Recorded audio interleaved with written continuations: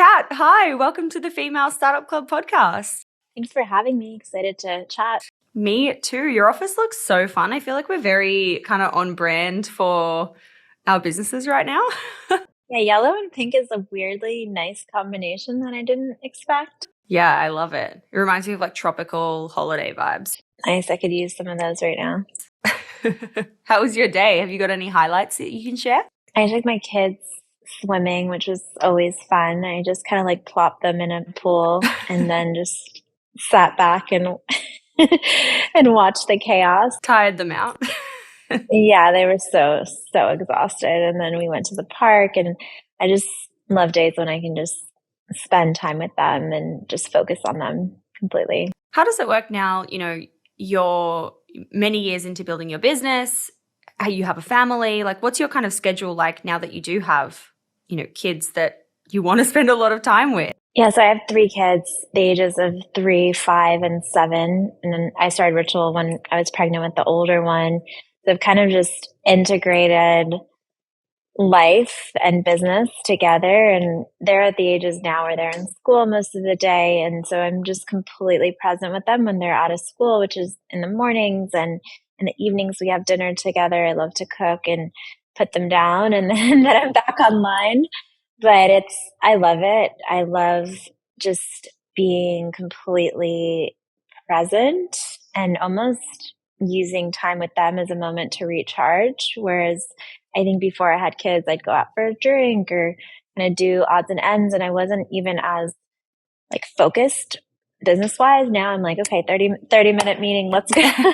Let's go. Like, give me the details. And I think it just makes you a lot more focused. And also for me, just, it gives me like a sense of purpose, and I'm so grateful for that. Yeah, I love that. And I've had people kind of talk about that on the show before. Like, once you have kids, you're really forced to focus and prioritize. And a lot of the time, you become a better business owner and a better business leader because you're able to really kind of get into that deep zone, like zone of genius, versus just procrastinating and being like, well, I have unlimited time. Like, it's all good. I'll do it later. I think other people appreciate it too, because it's like the meetings are shorter, they're more intense. There's action items, versus kind of lingering. And obviously the other thing that's, I've gone through pregnancy 3 times and postpartum throughout having a business, and just learning about that period of time and health for people has changed our parental leave policies at Ritual. We now have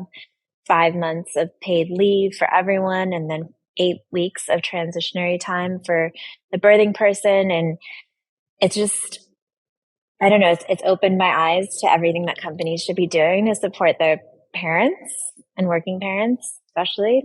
Wow. What's the standard parental leave in the US? It's a touchy subject because we had a whole campaign at Ritual where we were working on paid leave and increasing that for the US, but it's like completely abysmal. And it's really up to companies to come up with their own standards for people coming back. And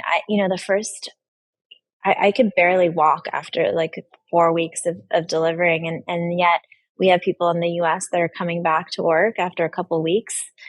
And, imagine just like not being able to get out of bed and you're in a job where you're standing 9 to 5.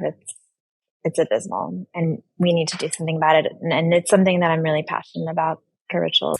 Yeah. Oh my gosh. Well, that's amazing that you're able to do that with your company and spread that kind of message and hopefully influence other companies. Yeah. What is it for you guys? Do you know? You know what? I don't know in Australia. I haven't lived here for 8 years, so I actually don't know, but I think it's pretty good. A friend of mine, her and her husband work at the same law firm, and they both got 6 months paid leave at the same time. So they were able to really enjoy, but that's only one example. I really don't know what the standard is, but I think it's pretty good in Australia. But yeah, I'll have to look into that. I'm not sure. I want to go back to kind of the beginning of Ritual, even before you launched, to understand where your story starts, why you were getting interested in this business, and your entrepreneurial journey. I like to say that my entrepreneurial journey started when I was very little. My dad was an entrepreneur. We were refugees, and we came to the US with with a suitcase and $50 and lived in a welfare hotel in Brooklyn. My dad eventually became an entrepreneur. My mom worked on Wall Street, and I was just so inspired by his entrepreneurial journey. And I saw it at our dinner table. And I always knew that I wanted to start something, but I never knew what it would be. I had a lot of ideas throughout the years, as a kid, when you're like making up businesses or business ideas. Like what? And then I don't even remember what they're like, everything. Like I remember I even took fashion classes, and I started knitting these bamboo I was way ahead of my time, where I was knitting kind of sustainable clothing dresses. My mom still wears one of them. Oh my God, I love that. Yeah. Okay. So my career has taken a lot of different turns, I would say. And I ended up in finance, worked at Lehman Brothers, was part of the largest bank failure in history, and eventually worked my way into startups and kind of just experienced so many different types of jobs. And I was running a venture capital fund here in LA for Troy Carter, who was Lady Gaga's manager at the time. And he'd invested in over 70 companies, everything from Uber, Dropbox, Where We Park, or Spotify. And I've been so inspired by him. I was also inspired by my husband, who was also a serial entrepreneur, was pregnant. And I was kind of the stable breadwinner at the time, and couldn't stop thinking about vitamins and prenatal vitamins. And as someone who hadn't really taken vitamins regularly before, and I grew up in this kind of alternative household where we were very focused on wellness growing up, everything from Ayurveda to pressed juice to just cleansing and all these different things. And never did we take vitamins. And then all of a sudden I was 4 months pregnant with my first daughter, and I couldn't find a prenatal vitamin that I trusted, from heavy metals to artificial colorants to products without key nutrients that we needed, like choline. I knew that we deserved better, and that's how Ritual was born. And it was born out of a personal need that I couldn't stop thinking about, and I knew that I was the right person to solve it.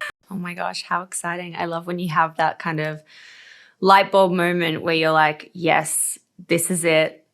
This is what I'm going to dedicate my time and my energy and my like brain power to.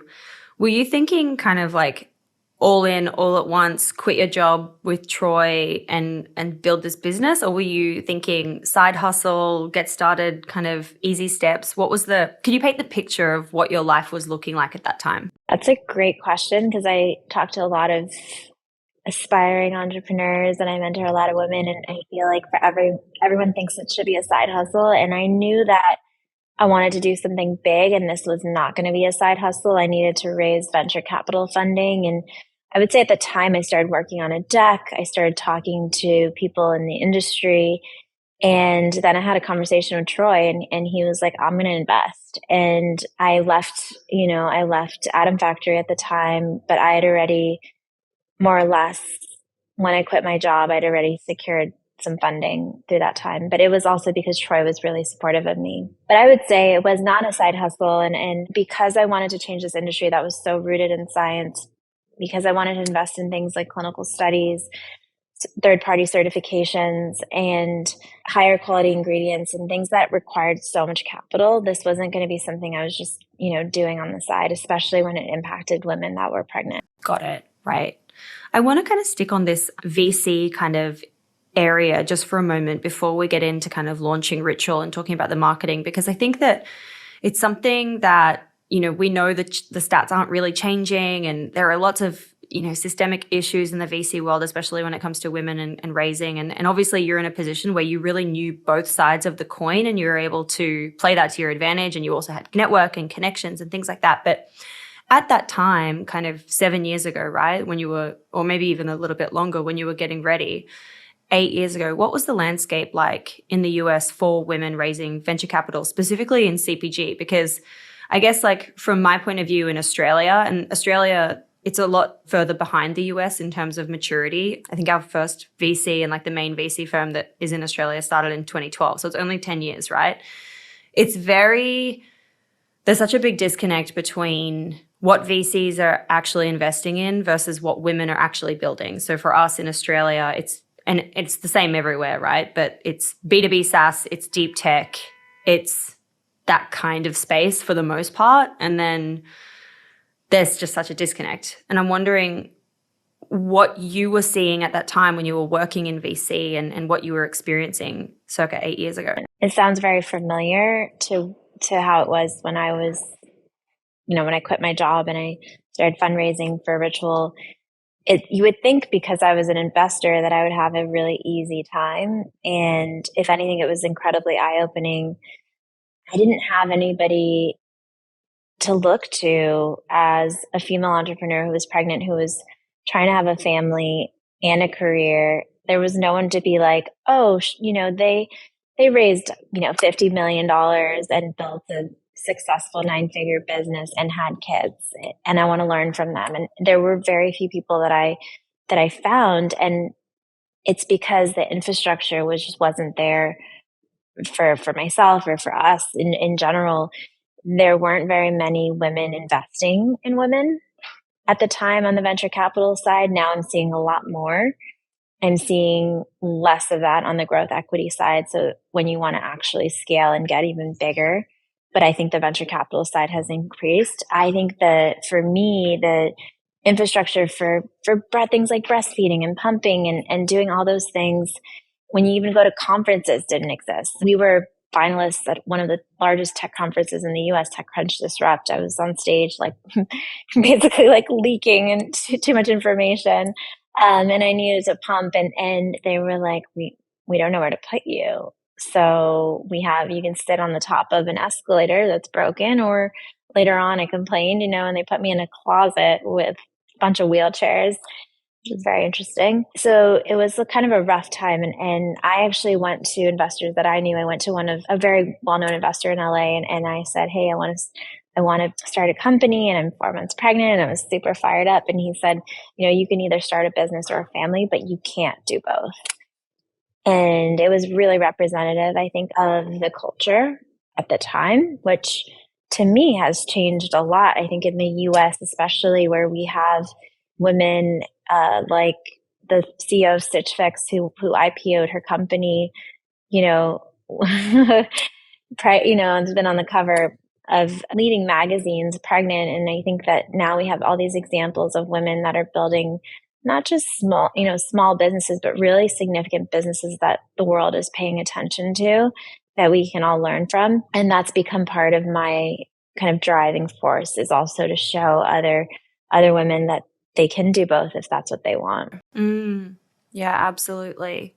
What I find interesting is it feels like the times are changing. It feels like, we see a headline every other day about a woman in CPG specifically raising capital, a pregnant mom, doing these things. But then when you look at the stats, it feels like it isn't changing. And I'm like, what?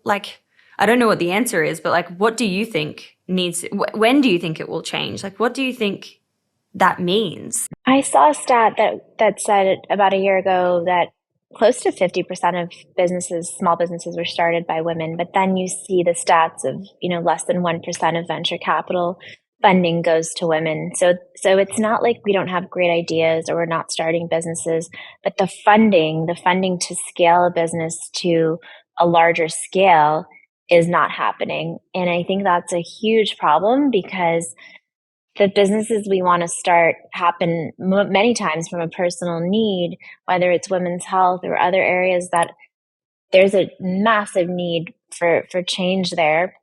And so we're underfunding these incredibly important businesses in the world. And so it's not that we're not just funding women, we're not funding opportunities to change lives, to change our culture, to change the world. So that makes me really, I think it is changing, though. I would say it makes me really disappointed, but I would say that from where I was 8 years ago and to where I am today, and even being in rooms with venture capitalists, and I've seen the change happen, and I've experienced it too. And 3 out of 4 people on our board are women. So our boardroom is mostly women, and that's a good sign, right? And they're powerful women. They're women that also are investing in other women, and they're making a mark, and they're investing in businesses that we need. And I would say it's not just even women, it's minorities as well.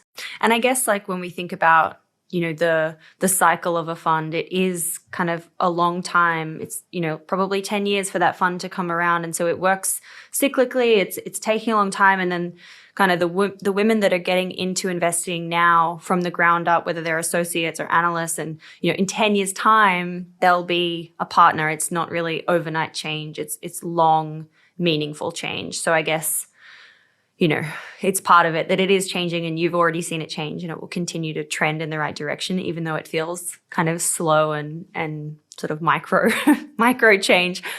What do you think is important advice for anyone listening who is wanting to kind of go down the pathway and raise venture capital for a big idea that they have in an area that needs and requires a large amount of funding to scale or to even get started? That's a great question. I think the first thing that people should ask themselves when they're trying to raise money or thinking about raising money is, do I need it? Because when you take in money, it is a commitment that you make with your investor that you're going to, like you said, return their fund, right? You're not your individual business, but part of your business. And so there are higher stakes because maybe they want to see 10x on their investment or whatever it is. And I think you have to also believe that your business is going to get there. If you're just trying to create a lifestyle business, then an investment is probably not the right thing for you. But if you're trying to, create a unicorn or something that is going to be tremendous in size and scale and value, then it probably makes sense. One other thing is, like, for us, I knew right away that I needed to raise money because I wanted to invest in the right things that the industry was not investing in.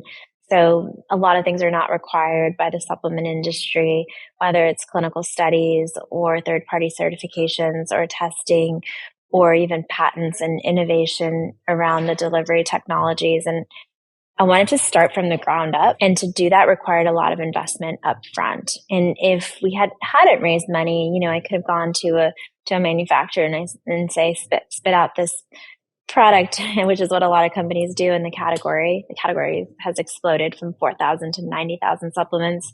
Wow. In 30 years.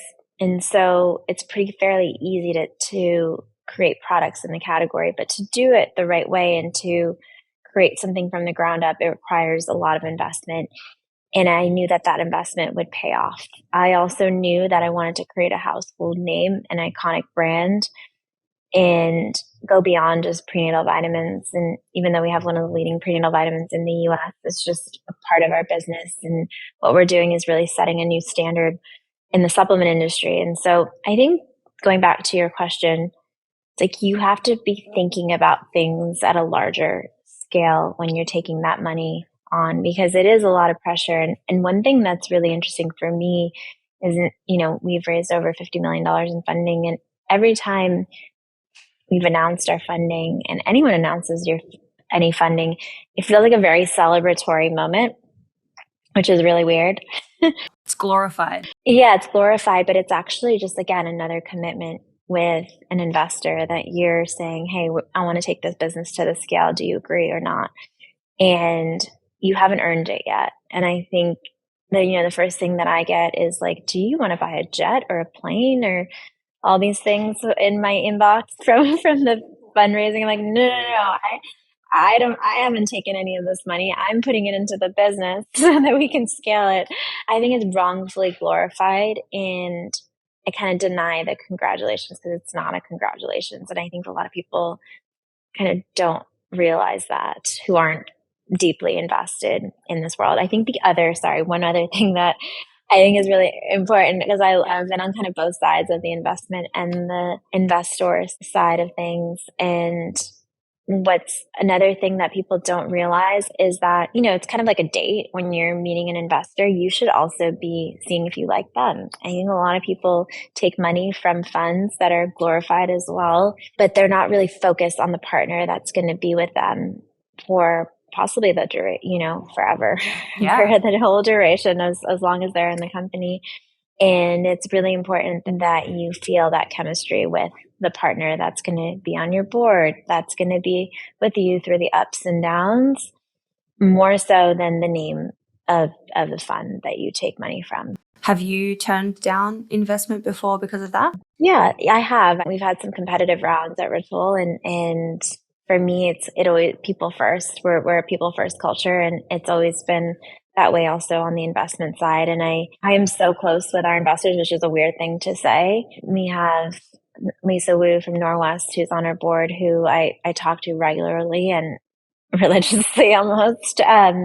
She's become such a big part of my life, and I can't imagine, where this company being where it is today without her and that fund, because not everything has been so linear in especially the last couple of years where we've all experienced, global pandemic to another bank failure with SVB to all these things, the world shutting down to capital shutting down and so on and so forth. And I think, knowing that somebody has strong conviction in the brand is just, can't ask for anything more. Yeah, that true support and cheerleader that also has a lot of knowledge and insights that can help you get to where you want to go. So important. I want to switch gears a little bit and talk about the launch, getting ready to kind of bring this to market.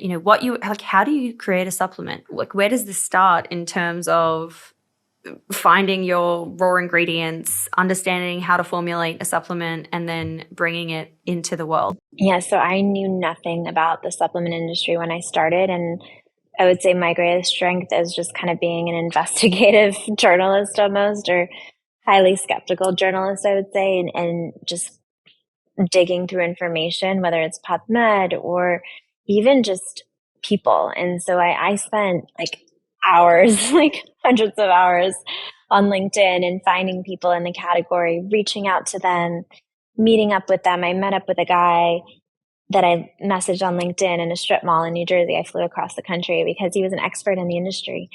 And I assembled a team of people that were experts in, as a mom and a healthy skeptic, I would say more of an expert in terms of marketing or connecting with our consumer, but I assembled a team of scientists that were experts. And that was stage one for me because I knew we wanted to lead with science. And that's where the investment came in because they're very expensive. So hiring scientists was my first priority. And as someone who didn't come from the industry, again, it was just meeting people that knew so much and had been in the industry for decades. And our first scientist had been in the industry for several decades and was a leading scientist and had formulated some of the leading products in the US. And I asked him, I'm like, where are the skeletons buried? Where, I want to learn everything that has been done wrong before, or what is it that you've always wanted to do that hasn't been done after 30 years of working in this field? And the ingredients were the first thing that he brought up. There were so many ingredients that he wanted to use that other companies, very large companies, had not used because they were expensive. Even though they might have been higher quality or more bioavailable or, had clinical studies behind them, it was too expensive. And it always comes down to that. And so that was our first order of business when formulating a multivitamin for women 18 plus. We scoured the world for the best ingredients. So omega-3s from microalgae from Nova Scotia, D3 from wild harvested lichen in the UK, methylated folate from Italy, and K2 from Norway. And so I go on and go, and we became close with all of the suppliers behind that. And that was groundbreaking. Like no one had ever seen a traceable multivitamin before. And we put all those ingredients on our site so people can see where they came from and why. And then we were ready to choose the manufacturer, and I wanted to work with the leading manufacturer who had pharmaceutical experience because it wasn't just about ingredients, but how they were delivered in the body. And they said no, they didn't want to work with us because they'd never heard of us. Oh. They'd never heard of us. And what's interesting is, as I said, the supplement industry has exploded. It's gone bananas from 4,000 to 90,000 supplements in 30 years. And so everyone wants to create a supplement, but you have some of the best manufacturers who just want to work with people at scale. And so we hadn't had any scale yet. Convincing them to work with us was something that I was really focused on. And so emailed, messaged everyone from the CEO down. That's definitely my strategy usually, is just like, how do you get to the right people? Yeah. And then convince them. I think they still joke about it because I was like almost ready to give birth. What do you think got them over the line? Meeting with them in person, they actually had a relationship with our previous scientists. So it came down to relationships and trust. And those are the two things that always gets people over the line. And I think the other funny story for Ritual, for me, for getting, besides just the products, and by the way, we invested in human clinical, so we did so many things.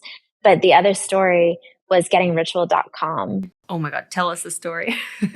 I knew that I wanted the brand to be called Ritual. So it started as Natal, evolved to Ritual, because ritual is how you turn a routine to a habit, to a ritual, the ritual being the ultimate. And I wanted to change the way that people interacted with the products they use every single day, and actually like look forward to taking their vitamins, because everyone forgets, and it was just not fun before us. So I wanted ritual.com. I want something, I need to get it. I'm going to get it. Do everything to get it. I think that's another sign of entrepreneurship. Yeah, the perseverance. Was it domain parked, or did someone actively have it and use it? Someone had it, and they had an entertainment company around it, and it was tough. And I actually got to know the person, and I ended up spending a lot of time with them, and actually understood that they wanted a different domain, jolt.com. And so I got them a shorter domain eventually, because I got to know the person that owned that domain, and then conducted a transfer. And so it was just so wild, because it felt like it could never be accomplished. And why it was so important was trust. You know, this category, there's still so much mistrust, especially just given kind of the lack of tight regulations. There are regulations. It is a regulated industry, but there could be more oversight. And I think it's led to a lot of consumer mistrust. And to earn that trust, it was really important for me and for us to do things the right way. And I didn't want my ritual, getyourritual.com. I wanted ritual.com. And I want this to be a brand that expands to so many different things and stands for so much. And I needed to get it, and I got it. And I got Ritual on Instagram and Twitter and all the things. And it was a battle, but I believe that that's the right thing to do to build a long lasting brand. How much did the domain cost you in the end? Almost nothing. Almost nothing. Oh my God. Did you have to buy the other one, or just because you had gotten what they wanted, did they pay for the other one? Yeah. I actually, yeah. Well, yeah, it was probably like can't disclose exactly, but it was, yes, almost nothing. Wow. That is such a cool story. And I love, again, that it goes back to trust, connection, relationships, because everything in business is just relationships. It's relationships with your suppliers, with your investors, with your customers, with your influencers, everyone that's involved. It's just a relationship. I love that. That's such a great reminder to everyone listening how important that is. I want to talk about the launch and kind of that first go-to-market strategy. How are you getting the word out there? What did you do to get your first, 1,000 customers, if we have to kind of break it down? How did we get our first 1,000 customers? My gosh, that was so long ago. I don't remember exactly. I think a lot of it was word of mouth. There was a lot of hype for us launching, especially we got a lot of PR from TechCrunch, and that was an unusual place to launch a supplement, I would say, because it's we became a technology company, by the way. We invested in our own software, but it was kind of contrarian in a way, because we did things a little differently, and we got a lot of PR, so that definitely helped. There was a wait list, and people signed up. Initially, we definitely built our brand on Instagram, and that was just so key for our success, because it was kind of untapped at the time in some ways, especially for D2C. And so many of us built our brands off of that opportunity, which it no longer is, I would say, as much, where you have to diversify your media mix. But we like went hard on Instagram in the beginning, and we got headlines like the world's most Instagrammable vitamin, which I hated because I'm like, we actually stand for science and we're not a, pretty thing. But it helped us a lot because it created trend and buzz. And since then, like, what do you think have been kind of the giant leaps forward? Like, we love to understand, like, what are those pivotal moments in a company that, yes, you've got your Instagram strategy, you're getting lots of press, I'm sure you're doing, influencers and all that kind of stuff. But what are the actual moments that like propelled the business forward kind of over the last 7 years? The moments that have propelled the business forward are really unsexy, I would say. Like, it's actually just launching great products that people trust and believe in, and being really thoughtful about which products to launch when. And I remember meeting with an advisor who kind of drew a picture of a house and said the way that you build the house is actually how you launch the products, the foundation. And he advised us to really launch with one single product and just go hard on that and what we stand for through that product, which was our multivitamin for women 18 plus.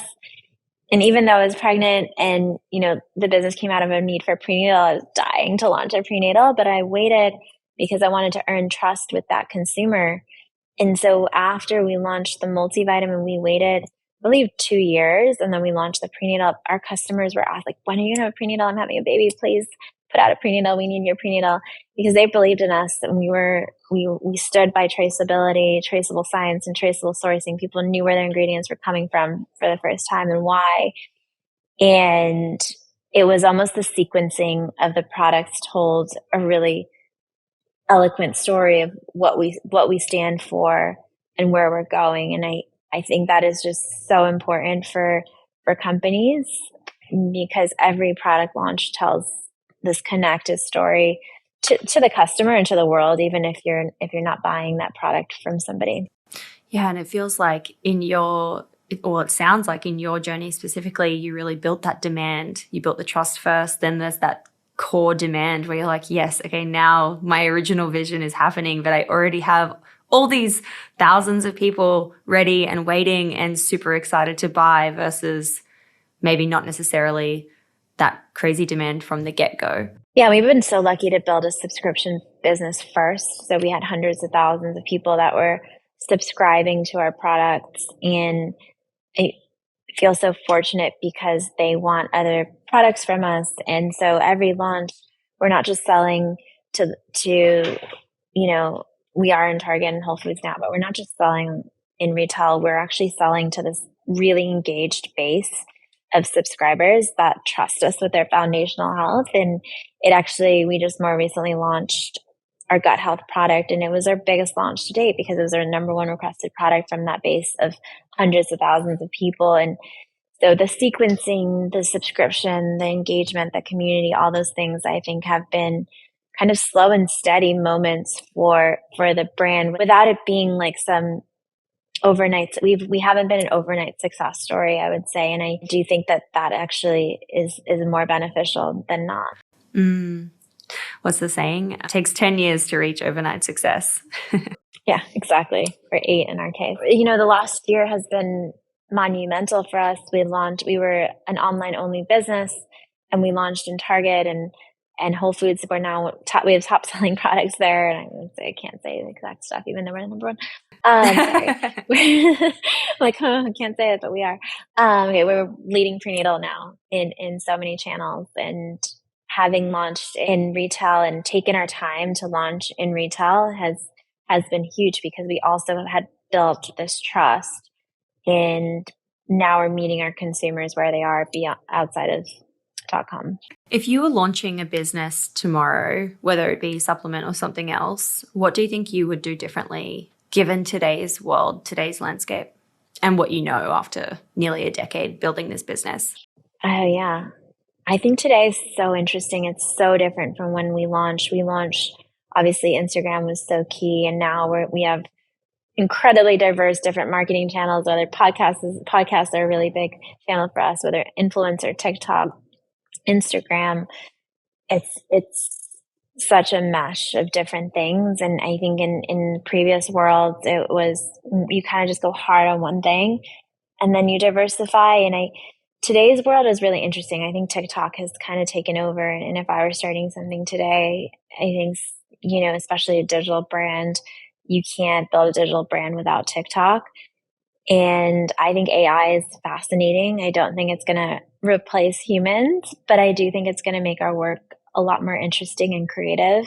We actually get to be creative. And for me personally, some of the harder work, even just like getting started on a thought or anything, I think AI is going to replace. And so I think the combination of AI and being really focused on TikTok, especially for more like direct and digital brands, is the way to go. I also think in today's world, it's more important than ever to have best in class products. So when I started, there were the Caspers of the world and the Dollar Shaves of the world, but there weren't that many brands that were like visually disruptive. And all of a sudden you have all these creative agencies and designers just like kind of factory plopping out amazing looking brands in so many different categories. And it's almost like a commodity to have a really well designed, beautiful brand.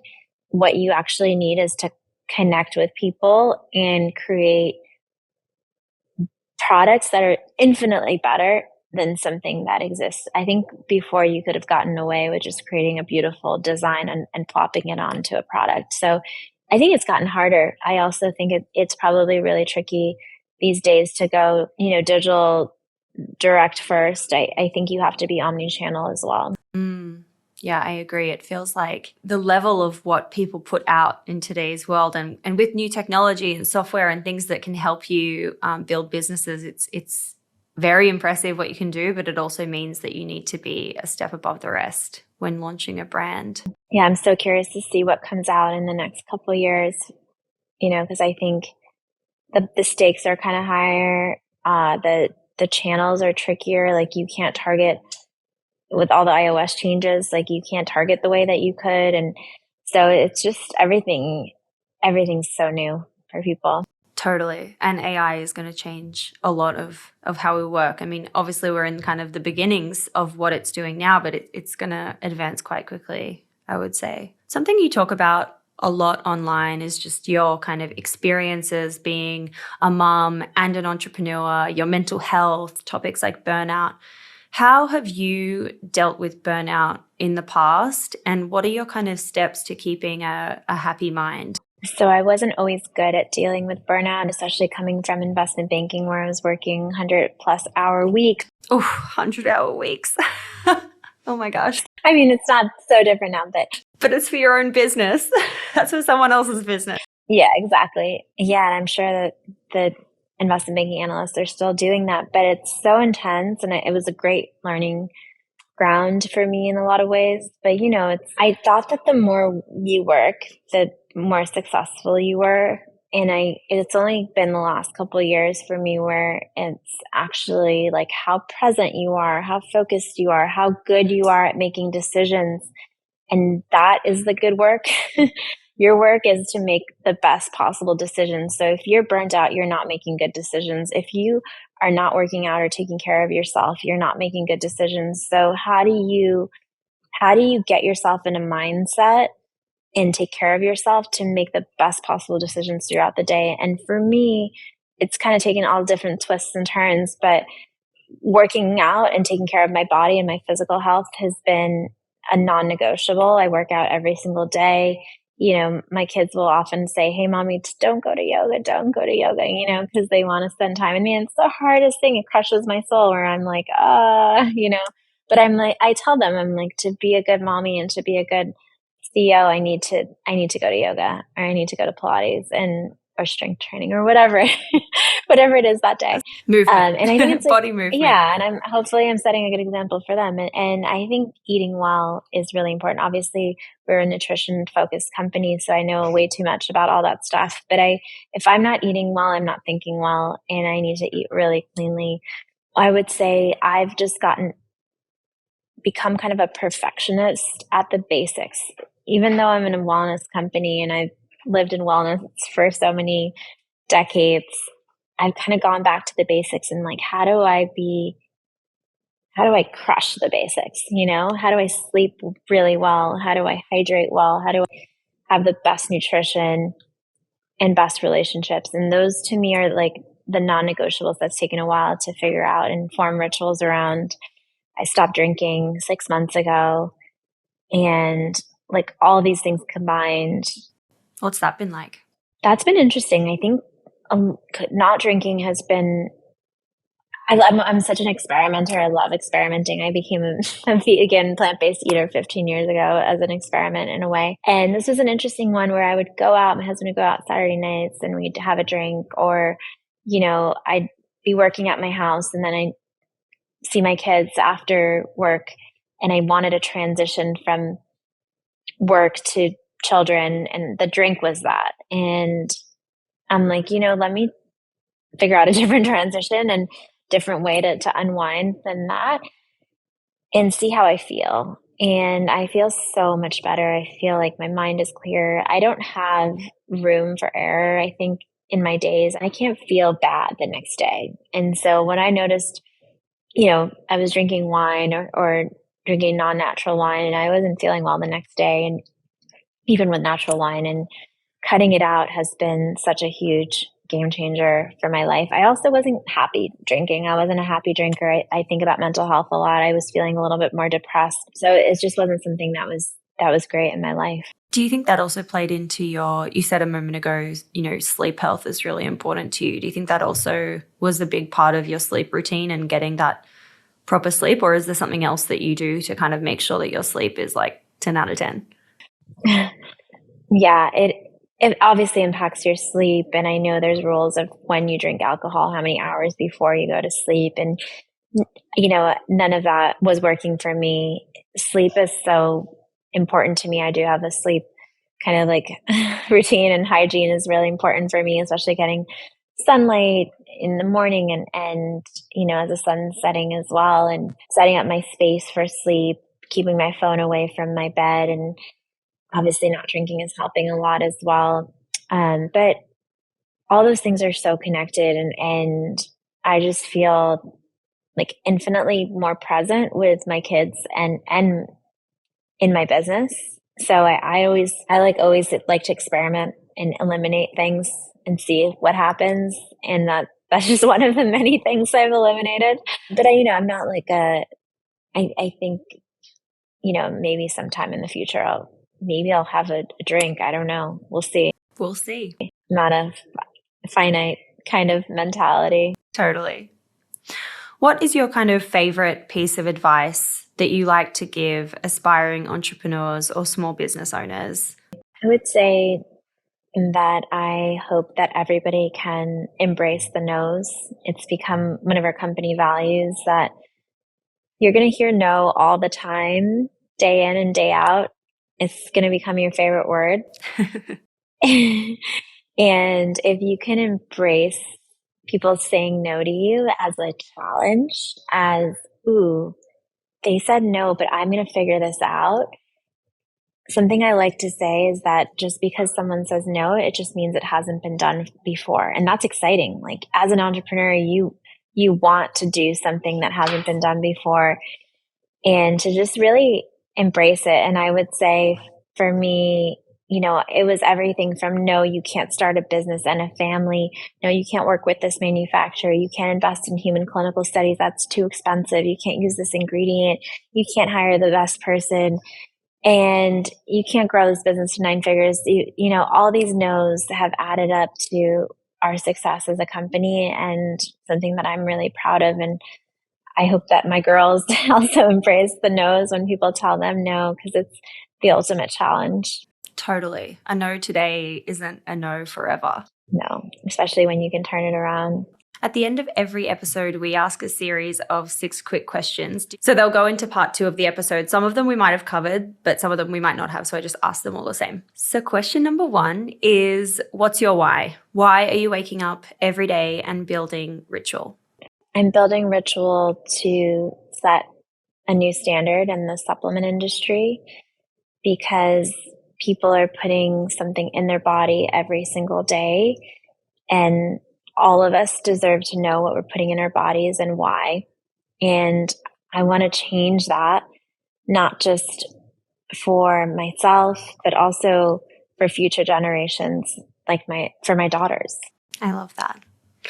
Question number 2 is, what's been your favorite marketing moment over the last 7 years? My favorite marketing moment. Oh, I have so many. I would say what I love about marketing in Ritual is that we don't just launch products or campaigns, but we try to change culture. And one of my favorite ways that we've done that is our pregnancy campaign. So half of pregnancies in the US are unplanned, and more than half of people are not taking a prenatal vitamin. So they'll show up to their OB and they'll be pregnant and they'll say, hey, take a prenatal vitamin. But the first 28 days are actually when the neural tube forms. And so we did a campaign for thinking, trying when it's time to really educate people on the importance of taking a prenatal when you're trying or not trying. And more than half of our customers are actually in that pre-pregnancy phase now, which is so cool because we've obviously made such a change.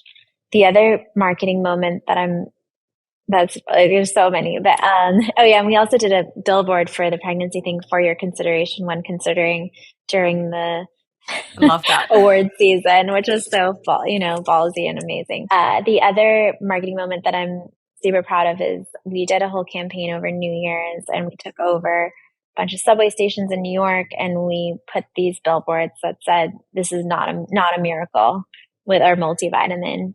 And I think so much of culture in wellness culture in the US, especially around vitamins, is that this is going to change your life overnight. In other places we've said this is just good looking science. Like we're really it's essential for women and it's just a multivitamin. It's not going to, you need to put in the hard work. This is going to fill your nutrient gaps. I love and that. so and it was so cool because my grandparents were 98 and I came from Brooklyn. So my grandparents came into the subway and they saw the campaign and they were crying with my parents.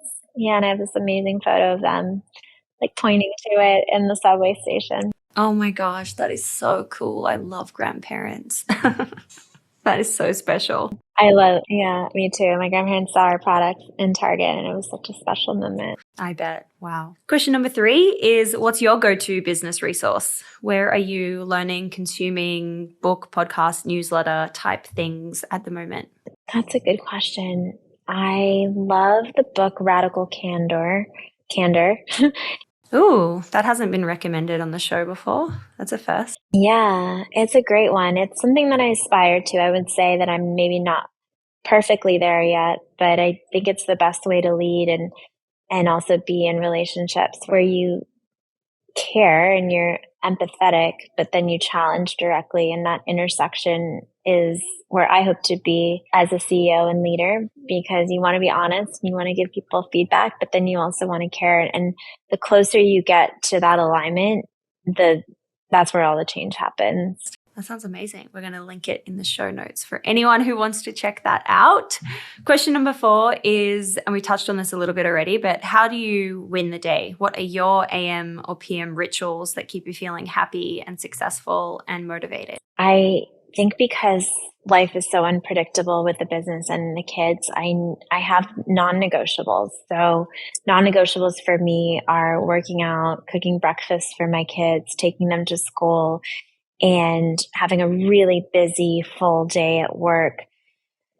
And then also, having dinner with them and putting them down to bed. And those are really, really important to me. I would say then taking care of myself is also non-negotiable. So working out every single day, staying hydrated, getting enough sleep. And I would say the last ritual that I've been practicing for the last couple of years that's been pretty impactful for me is just feeling grateful. And I just feel so grateful for an incredible team that I have and a beautiful family. And I think, as everyone knows, things kind of go up and down in businesses and things are great right now. But having, just kind of approaching each day with like, wow, I'm so lucky and I'm so grateful for all of this has really changed my mood and my perspective on things. Love that. Love some gratitude. Question number 5. What is the worst money mistake you've made in the business and how much did it cost you? The worst mistake I made was wasting almost all of our initial funding on design and branding. So the initial design for Ritual was not what we ended up with. And I worked with a fancy person, an agency, and created something that was very much more like ASAP than what Ritual is today. And it was the biggest learning mistake of money that I had early on. I'm glad I had it early on, where the branding and the marketing, like, it just didn't feel anything. And I learned to that I have to feel something from the design. And that was kind of became my guiding principle with all design and why I think Ritual is so vibrant and different. And we weren't, when we did it the second time, we weren't looking at any other brand. We were just trying to be ourselves. And the yellow was so vibrant and it brought such warmth to an industry that was so opaque. And I just really leaned in hard on design and aesthetic. So because of that mistake. How much did it cost you? Ballpark. A lot of time too, right? Because then you have to go back to the drawing board. And I would say the other interesting thing that I learned there was I couldn't make emails from the branding, or I couldn't make collateral, and it was kind of it just didn't go anywhere. And one interesting thing that I did with Ritual was the woman that designed our branding early on, I had her stay on for a year or two and keep that brand DNA through all the different touch points. Because I think a lot of times people will hire an agency to do their branding, and then you're kind of left to figure things out, and it's disconnected. And I would say that we've become known for our branding, and I would say because it was hyper consistent, and we had this amazing person who stayed on in-house. Yeah, I love that. It's you start branding by getting a logo and a color palette and here are your different sets of type. And then it's well, hang on, how do I want this to look on social media? Because that's actually what people are going to be looking at. How do I want this to look on my email pop-up thing on the website? How does it look everywhere else over time? Totally. Oh gosh, love that. Love it. Love a design that makes me feel something. Hopefully something good. Definitely something good. You want the good feels. Last question number 6. What is just a crazy story, good or bad, from building Ritual? I think a crazy moment for me was launching our skincare supplement.